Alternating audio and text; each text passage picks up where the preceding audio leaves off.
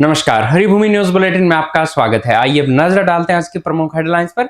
हरियाणा कांग्रेस में टिकट और पद का बड़ा खेल, महिला नेत्री का आरोप, टिकट के नाम पर लिए 7 करोड़, पति ने दिल्ली पुलिस को सौंपी चैट। आंध्र की महिला से 40 लाख की लूट और यौन शोषण, आरोपी का भाई एएसआई, पुलिस पर उठ रहे सवाल। अमेरिकी ट्रेड डील की प्रतियां जलाई, 23 मार्च को पिपली में महापंचायत का ऐलान। सुप्रीम कोर्ट का ऐतिहासिक फैसला, कोविड वैक्सीन के साइड इफेक्ट पर सरकार को मुआवजा नीति बनाने का आदेश। जाने क्या है नो फॉल्ट पॉलिसी। हरियाणा के बुजुर्गों के लिए भक्ति स्पेशल ट्रेन, सरकार और आईआरसीटीसी के बीच एमओयू साइन। अयोध्या से शिरडी तक का सफर अब बिल्कुल मुफ्त। अब खबरें विस्तार से।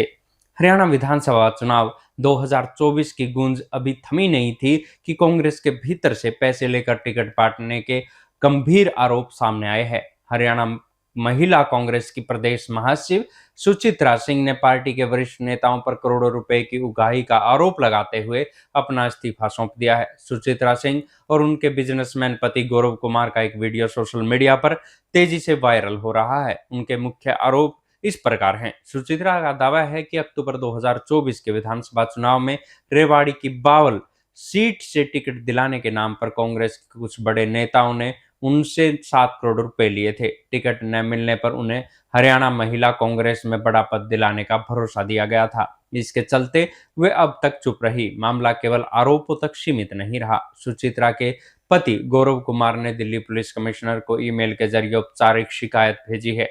शिकायत के साथ कुछ मोबाइल चैटिंग के स्क्रीनशॉट भी सौंपे गए हैं, जिनमें आधार बनाकर एफआईआर दर्ज करने की मांग की गई है। सुचित्रा ने 22 फरवरी को ही अपना इस्तीफा पार्टी नेतृत्व को भेज दिया था, जो अब सार्वजनिक हुआ है। इन गंभीर आरोपों पर हरियाणा कांग्रेस के प्रदेश अध्यक्ष राव नरेंद्र सिंह ने अपनी प्रतिक्रिया दी है। उन्होंने इन आरोपों को पूरी तरह से निराधार बताते हुए इसे राजनीति से प्रेरित करार दिया है। पार्टी का कहना है कि वो ये केवल छवि खराब करने की कोशिश कर रही है। 7 समंदर पार नहीं, बल्कि डिजिटल दुनिया के मैट्रिमोनियल साइट से शुरू हुई एक प्रेम कहानी का अंत रोहतक के पुलिस थानों और होटलों की गलियों में दर दर की ठोकरें खाने के साथ हुआ है। आंध्र प्रदेश की एक महिला ने रोहतक के तिलक नगर निवासी एक युवक पर शादी का झांसा देकर 40 लाख रुपए ठगने और लगातार यौन शोषण करने का संगीन आरोप लगाया है।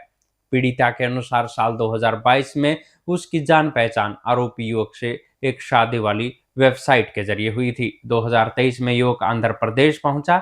वहां समुद्र किनारे हाथ में जल लेकर उसने महिला को पत्नी स्वीकार किया। जब महिला ने रीति रिवाजों से शादी की बात कही तो आरोपी ने खुद को कट्टर आर्य समाजी बताकर रस्मों को टाल दिया और रजिस्ट्रेशन भी नहीं होने दिया। पति बनकर 4 महीने साथ रहने के दौरान आरोपी ने घर बनाने के बहाने महिला से 40 लाख रुपए ऐंठ लिए और अचानक रोहतक फरार होकर अपना फोन बंद कर लिया। महिला जब आरोपी की तलाश करते हुए रोहतक पहुंची तो मामला पुलिस तक गया। महिला का आरोप है कि पुलिस थाने में सामाजिक संगठनों की मौजूदगी में समझौता हुआ, लेकिन आरोपी उसे घर ले जाने के बजाय होटलों में ले गया और वहां भी उसका यौन शोषण किया।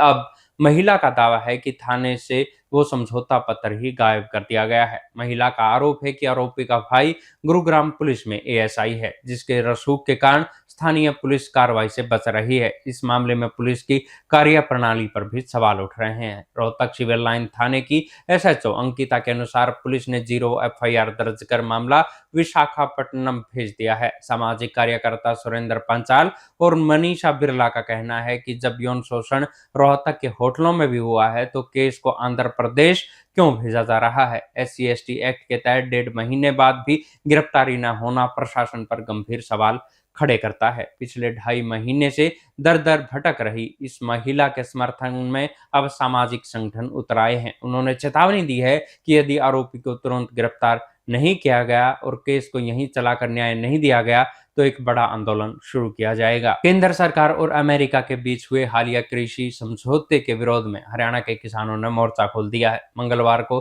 भारतीय किसान यूनियन चडोनी के आह्वान पर सैकड़ों किसानों ने जगाधरी और यमुनानगर की सड़कों पर ट्रैक्टर मार्च निकालकर सरकार को सीधी चेतावनी दी। सुबह 10 बजे जगाधरी अनाज मंडी में बड़ी संख्या में किसान अपने ट्रैक्टरों के साथ एकत्रित हुए। यहां से शुरू हुआ प्रदर्शन तहसील कार्यालय होता हुआ जिला सचिवालय पहुंचा। करीब 11 बजे किसानों ने डीसी कार्यालय के बाहर जोरदार नारेबाजी की और अमेरिका के साथ हुई ट्रेड डील की प्रतियों को आग के हवाले कर दिया। प्रदर्शन के दौरान किसी भी अप्रिय स्थिति से निपटने के लिए भारी पुलिस बल तैनात रहा।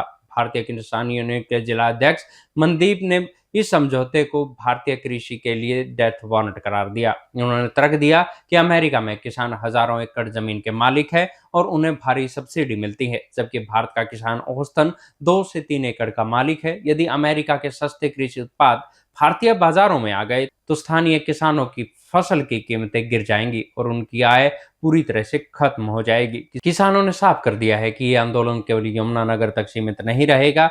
आगामी 23 मार्च को कुरुक्षेत्र की पिपली अनाज मंडी में एक विशाल किसान रैली का आयोजन किया जाएगा। इस रैली में हरियाणा भर के किसान जुटेंगे और सरकार के खिलाफ आर पार की लड़ाई का ऐलान करेंगे। वैक्सीन के बाद होने वाली मौतों और गंभीर बीमारियों के मामलों में न्याय की गुहार लगा रहे परिवार को देश की सर्वोच्च अदालत से बड़ी राहत मिली है। जस्टिस विक्रमनाथ और जस्टिस संदीप मेहता की बेंच ने केंद्र सरकार को नो फॉल्ट कंपनसेशन पॉलिसी तैयार करने का निर्देश दिया है। सुप्रीम कोर्ट ने सरकार को ऐसी नीति बनाने को कहा है जहां अगर किसी व्यक्ति को वैक्सीन से नुकसान हुआ है तो उसे मुआवजा दिया जाएगा। इसके लिए यह साबित करने की जरूरत नहीं होगी कि सरकार या कंपनी की कोई गलती नहीं थी।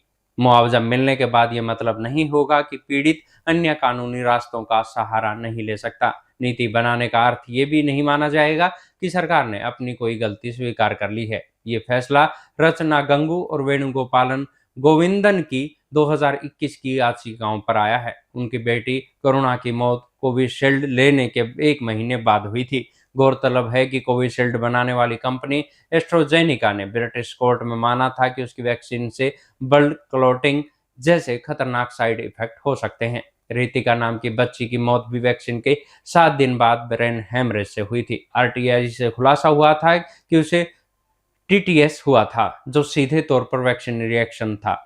कोर्ट ने एक्सपर्ट पैनल बनाने की मांग को तो खारिज कर दिया, लेकिन 2 महत्वपूर्ण निर्देश दिए। साइड इफेक्ट की मॉनिटरिंग के लिए वर्तमान सिस्टम ही काम करता रहेगा। वैक्सीन के साइड इफेक्ट से जुड़े डेटा को समय समय पर पब्लिक डोमेन में साझा किया जाएगा ताकि जनता जागरूक रहे। इससे पहले सरकार ने 2022 में हलफनामा देकर कहा था कि वो मुआवजे के लिए जिम्मेदार नहीं है, क्योंकि लोगों ने अपनी मर्जी से और जोखिम जानकर वैक्सीन लगवाई थी। सुप्रीम कोर्ट के ताजा आदेश ने सरकार के इस रुख को बदलते हुए नागरिक अधिकारों को प्राथमिकता दी है। हरियाणा के पात्र बुजुर्ग अब लग्जरी वोल्वो बसों के साथ साथ विशेष ट्रेनों के जरिए भी देश के प्रसिद्ध तीर्थ स्थलों के दर्शन कर सकेंगे। सूचना जनसंपर्क एवं भाषा विभाग के महानिदेशक के मकरंद पांडुरंग और आईआरसीटीसी के रीजनल मैनेजर हरजोत सिंह सिद्धू ने इस ऐतिहासिक समझौते पर हस्ताक्षर किए हैं। सरकार और आईआरसीटीसी के बीच हुए समझौते के अनुसार श्रद्धालुओं की सुविधाओं का पूरा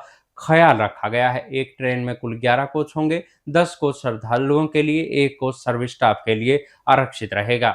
घर के नजदीकी रेलवे स्टेशन से तीर्थ स्थल तक जाने, वहां ठहरने, खाने पीने और दर्शन के बाद वापस लाने की पूरी व्यवस्था हरियाणा सरकार निःशुल्क करेगी। रेलवे स्टेशन से मंदिर तक ले जाने के लिए विशेष बसों का प्रबंध भी सरकार द्वारा किया जाएगा। महानिदेशक पांडुरंग ने बताया कि अब तक हजारों बुजुर्ग हरियाणा रोडवेज की वोल्वो बसों से अयोध्या व अन्य तीर्थों के दर्शन कर चुके हैं, लेकिन श्रद्धालुओं की बढ़ती संख्या और लंबी दूरी को देखते हुए मुख्यमंत्री नायब सिंह सैनी ने ट्रेन यात्रा शुरू करने के निर्देश दिए थे, जिसे अब अमली जामा पहना दिया गया है। ऐसी ही खबरों से जुड़े रहने के लिए देखते रहिए हरिभूमि टीवी। और अधिक खबरों को विस्तार से जानना है तो हरिभूमि अखबार पढ़ें या हरिभूमि की वेबसाइट पर जाएं।